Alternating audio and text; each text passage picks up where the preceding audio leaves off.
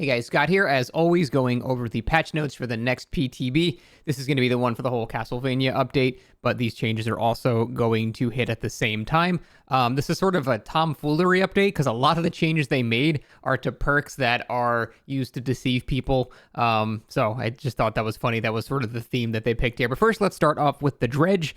The Dredge, I have been saying, has been in need of a buff for a very long time. I think the Dredge is a really underwhelming killer. Legitimately, like, pretty weak. Other than on a couple of maps, every time you see like a Dredge showcase, look how good Dredge is. It's like always on Midwich. It's always on like one of the 4 maps where he's actually pretty good.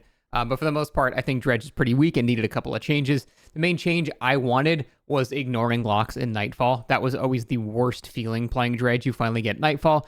You have a perfect locker. They're running in front of it. You go to get out of it, and then you're just scraping at it, and then they turn around and go somewhere else. It's just so sad. In your giant primeval powerful darkened form, a little teeny lock is just stopping you. I just wanted you to ignore locks. It seems like they didn't do that, unfortunately, but they did do a couple of other quality of life things to make that feel a lot better. So the first one, when you're charging, remnant or teleport, whatever you want to do, you are moving a lot faster now. See, in my opinion, this is the thing I wanted to buff the least, because the 50-50 gameplay of leaving a remnant and whether they teleport back to it or not is probably the least interesting thing about Dredge. So that's not really the thing I wanted to be made stronger, because I find that to be the least interactive. It literally boils down to just a 50-50. Trust me, it's a lot better than the guaranteed free hits some killers have, but it's still not very interesting. So I'm sure this will feel nice playing as Dredge. It'll feel bad playing against Dredge. What are you going to do? Teleport speed outside of Nightfall has been made a lot faster. This is great because the teleporting outside of Nightfall was very, very slow. So that is just a blanket great change for Dredge. The teleport cooldown is now 10 seconds instead of 12 seconds outside of Nightfall. Again, great quality of life there. Time to break out of a locker is now 2.25 seconds instead of 3 seconds. Again, great quality of life there. I'm willing to bet some add-ons are going to be changed there, like, the ones that actually make your breakout timer faster. So, like how they usually do this, if you use the add-ons that were changed in addition to the changes, it'll actually likely be a bit stronger than it currently is right now. But they're basically buffing the base kit and nerfing the add-on, but you'll still come out a bit more on top there. They increased the charge rate of Nightfall to 1 charge per second instead of 0.75 per injured survivor. This will just make you get Nightfall faster. It's not something you're going to viscerally notice like as you hit somebody, but over time you'll notice, hey, I've been getting more Nightfalls per game, things like that, so that's great. This is probably the biggest one here. Reduced the volume of the Dredge's sound effects to make it harder to detect. This was by far one of the weakest points about Dredge. In Nightfall, he was still really easy to locate, and in fact, you could track him through walls because there's a Hoover vacuum cleaner just going outside of this TL wall, and you can tell exactly when he doubles back. He's the loudest killer in the entire game. So that was one of the worst parts about Dredge, and strangely enough, simply adjusting sounds might be the most impactful change he has out of this entire list. So that is huge. Hopefully it's enough to where he's actually kind of hard to tell where he's coming from now. I don't care that, he should make some sound, obviously, but it should not be just like, whoa. So that is a great change. Adjusted several add-ons is probably just nerfing the ones that have been implemented base kit. They do this quite frequently. Next, the Doctor. Static Blast cooldown is now 30 seconds if no survivors are in range, as opposed to a full minute. That's awesome. That's a really cool change.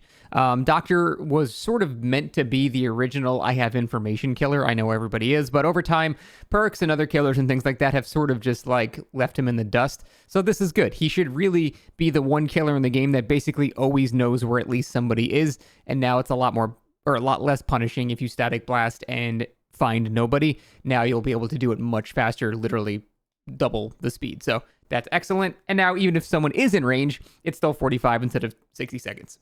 I believe it was 60 seconds. Hopefully I wasn't wrong there. So that's great. Just overall buff there. Your movement speed also while charging Static Blast is almost 3 times as fast. Now, it should be noted this is not his power charging his shock to block pallets and things like that. This is just the giant AoE. I originally saw this and thought, oh my god, that's going to make him incredibly annoying to go against, but no, this is just the Static Blast for information, so you don't have to worry about that. And then Static Blast cooldowns have been changed accordingly. So overall, just a large buff to his information. His lethality is still kind of okay. He's pretty consistent at getting hit at pallets, but it just takes him a decent amount of time. Shock, move closer, shock, move closer, shock, move closer, hit. So he's very consistent, but he's still not a very strong killer and probably could use more of a buff than this. But overall, great quality of life. Nemesis.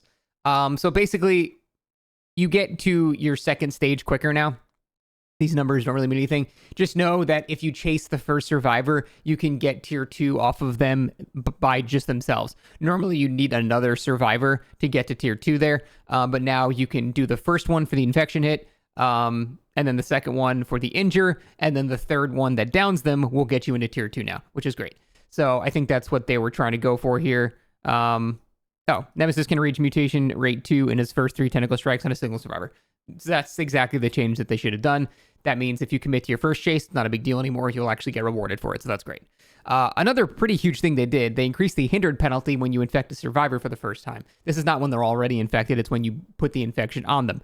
So a lot of people didn't know that Nemesis actually hinders survivors when he infects them. Problem is the hinder lasted a quarter of a second. It's a pretty powerful hinder too, but it lasted so little time you didn't even notice it happening. So they have basically multiplied the duration by almost 10. So it now lasts a full 2 seconds of hindered, which will probably cut down the distance that the survivor gains by a noticeable amount. Now you're still running 150%, I believe, when you get your speed burst for about 2 seconds. So it's still not really going to offset too much, but they will gain less distance than any other survivor taking a damaging hit. So that will help Nemesis in the early game. It seems like all of this is really just a big early game buff, because honestly, late game, when he's in tier 3, he doesn't need a buff. He's actually pretty strong. So it seems to be just a method of getting him to be a bit stronger in the early game, which I think is a good change. Blast Mine, just a simple buff to the requirement to get it. Requires 40% of a gen instead of 50% now. This is where the tomfoolery begins, and all this stuff is related to perks like that. Wiretap also only requires 40 instead of 50. By the way, this means you only have to do 40% of the generator to activate the perk now. A lot of these perks have the same type of requirement. Chemical Trap only requires 20% now instead of 50. However, the duration of the trap is now half of what it used to be. I think that's a good way to do it. Having to repair basically, an entire generator just to get one trap that the killer might just walk away from. Now you can get a lot more of them, but they don't last as long, so the killer can actually not be put in that scenario where they're like, I have to kick this, or I can't keep chasing, or I can just sort of like leave it. It'll go away in a minute now. I think making it a bit weaker, but making it usable more frequently is the correct call, sir. That's cool. Mirrored Illusion. Man, I feel like nobody uses this perk. Again, huge buff. Only requires 20% instead of 50%. And they also reduced the duration, which I feel like wasn't necessary. They could have just changed it to 20% in general. Mirrored Illusion is really actually surprisingly useful on big outdoor maps. That's about it, though. Like on an indoor map, obviously doesn't do anything. But it definitely had its uses. It just took way too long to activate. So this is a good change. Will we see more of it? I don't know. I like the perk. It's amazing for like exit gates and stuff, but Dance With Me. Reduce the cooldown to 20 seconds instead of 40 seconds. So have the cooldown of that too. Basically, you'll be able to use Dance With Me more than once in a chase, I guess, is the idea, which I think is awesome. So that is a overall really good change. Dance With Me is a really good perk when combined with things like life and stuff like that. So very solid there. Deception also now only has a 20-second cooldown. So that's what I'm saying. This is literally the tomfoolery update. Almost every perk is related to just messing with the killer. So have cooldown there. That's great. Diversion, half cooldown there, or I guess 10 seconds off here. So more pebbles being thrown, more deceiving, all that good stuff. Flashbang only requires 40% of a gen instead of 50% now. Again, usually used for bamboozling and flashbanging. So all these changes are pretty minor, but they'll feel nice if you enjoy that subset of perks. I am a huge fan of them. I love, the tomfoolery shit. I think that's some of the most fun perks in the entire game. So that is overall good stuff. Finally, prestige levels are no longer shown in the pre-game lobby. That is, I don't care. Like I've never really looked at prestige levels. I don't think it means anything anymore. I would say, like a couple of weeks after the prestige system came out, yeah, if you saw a prestige 100, that guy's probably no life in the game. It's probably pretty decent because they just simply play that much. There's a very low chance that they're that bad. Nowadays, though, there's prestige 100s that are terrible. Like, it doesn't mean anything anymore. It just means you really like that character. So I don't really think this is necessary. But I guess people were dodging lobbies if there were too many high prestige people. So whatever. This is a pretty nothing change for me, but probably good for the game overall. Less lobby dodging. Hook stages. This is a pretty big change. Hook stages now have 70 seconds instead of 60 seconds. So now we have a minute and 20, no, a minute and 10 and then a minute and 10. So 2 minutes and 20 seconds. And that is, noticeable. This is a noticeable killer nerf. Is it really going to be that impactful most of the time? No. There's not that many opportunities where you get the kill because the timer goes out and it was the last couple of seconds there before they got to the save. It does happen though, so I'm not going to pretend this isn't a killer nerf, but this is mostly to combat killers that are camping and to give the survivors that are on gens a bit more time, because 10 more seconds with 3 survivors on gens while one guy's getting camped is detrimental to the killer. So I get why they did this. There will be a couple of times where you'll notice a guy would have died, but now they don't. So, yeah, definitely a noticeable killer nerf. Not really big enough to riot over or anything like that, but it is something you will notice every once in a while. A kill you would have gotten, you're not going to get anymore. I do like that this de-incentivizes camping a bit more, but it's kind of hard to fix that problem because the face camping bar is great for face camping, but it doesn't help proxy camping, which is what most smart killers do. So it's sort of a mixed bag with this one. I'm not really sure how I feel about this. Scratch marks, just more visible. This is both good and bad.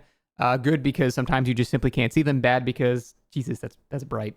It's going to be like flashbang. So, I mean, that's fine. Midwich, they removed the breakable walls in the bathrooms. These are the killer-only openable areas that have another staircase, essentially, to get you to the second floor, which good. Honestly, the more breakable walls that they remove, the better, in my opinion. I hate breakable walls. Every time they remove a breakable wall, an angel gets its wings, so that is really good. I am all for that. So now basically survivors will be able to use the same verticality as the killer, but the killer won't have to waste time kicking that every fucking match. So that's great in my opinion. Next, they altered the layouts of hallways to reduce long-range visibility and added objects near gates to reduce visibility. These are actually 2 very good changes. One of the worst parts about Midwich is the long hallways. So you could have a killer, right here on one side of the hallway, survivors right here, and the survivor would run up, and then the killer just has to go this way, and then the survivor goes this way, and then the killer's got to go. It would just be a giant, 40-second hold W spree, and it sucked.